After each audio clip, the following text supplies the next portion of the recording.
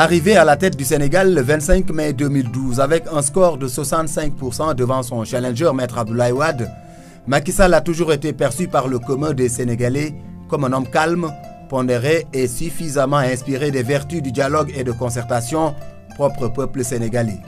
C'est ainsi, dès son accession à la magistrature suprême, le président Sall a initié plusieurs cadres de concertation, notamment sur la santé, le foncier, la décentralisation. Dans le siège de la mise en œuvre de l'acte 3 de la décentralisation, une des réformes phares de son septennat axée sur la communalisation intégrale, avec pour objectif fondamental de consacrer la participation des populations à la base dans l'élaboration de leur propre agenda de développement.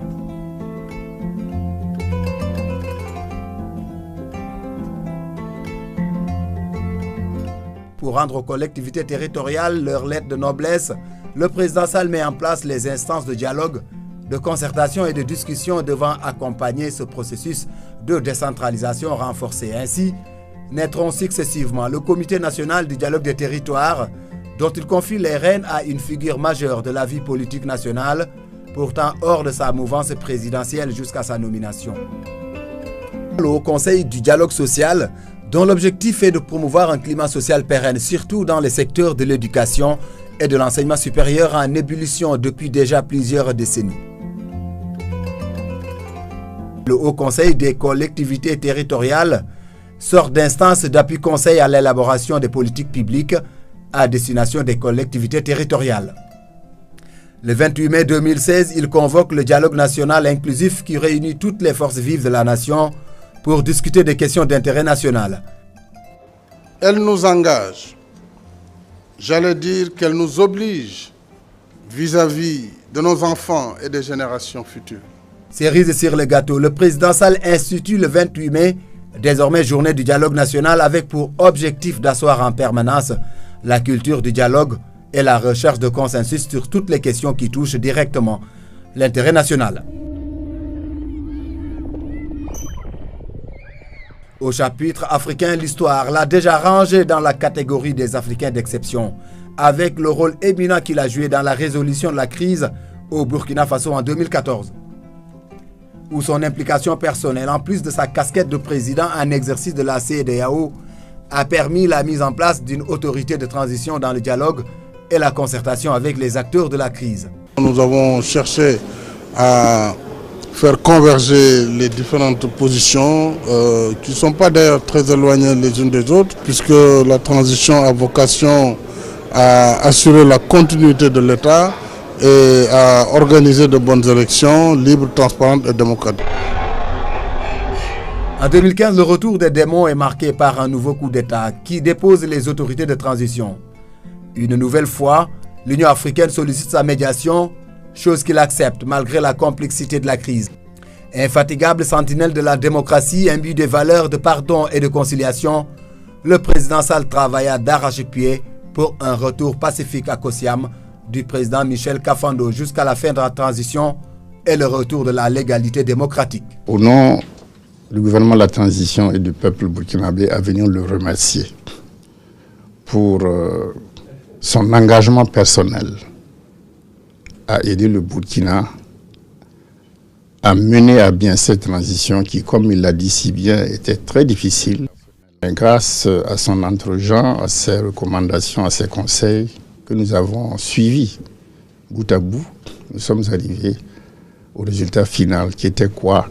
D'organiser des élections libres et transparentes pour l'ancrage d'une vraie démocratie au Burkina Faso. En février 2016, il est choisi pour représenter l'Afrique de l'Est par l'Union africaine dans le cadre d'une mission de haut niveau, chargée d'instaurer le dialogue inclusif entre les protagonistes de la crise au Burundi. Dans ce pays d'Afrique de l'Est, il fera sensation et son leadership salué par toute la classe politique. Nous devons pouvoir en Afrique régler nos problèmes dans le cadre des relations africaines, de la fraternité africaine. Et c'est ce que finalement nous avons pu faire. Le dialogue est vraiment encouragé, un dialogue inclusif. Et toutes les mesures qui doivent donner des garanties à la communauté nationale burundaise, mais aussi à la communauté internationale. Développer des dynamiques internes de résolution de crises par le dialogue en Afrique, ce souci d'autogestion du continent, le président Sall l'a presque élevé au rang de conviction, voire de viatique, ce qui explique sa disponibilité constante à mettre à contribution les djambars partout où la paix et le dialogue social le commandent. Faudrait-il souligner ici que sous son magistère, le Sénégal devient le premier contributeur mondial en force de police pour le compte des Nations Unies, 7e mondial en termes d'effectifs de maintien de la paix dans le monde. Ainsi de la République démocratique du Congo au Mali en passant par Haïti, la Gambie, la Centrafrique, le Soudan et la Guinée-Bissau, les contingents sénégalais jouent partout leur pleine partition dans la stabilisation des zones sous tension.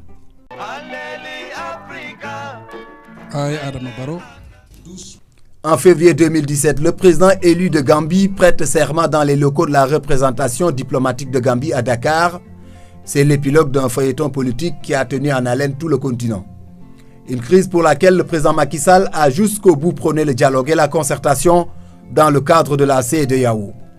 Mais l'échec des différentes négociations l'ont poussé à prendre la tête de la force d'attente de la CEDEAO pour intervenir militairement dans le pays sous le couvert des Nations Unies dont la résolution fut sollicitée auparavant par son ministre des Affaires étrangères.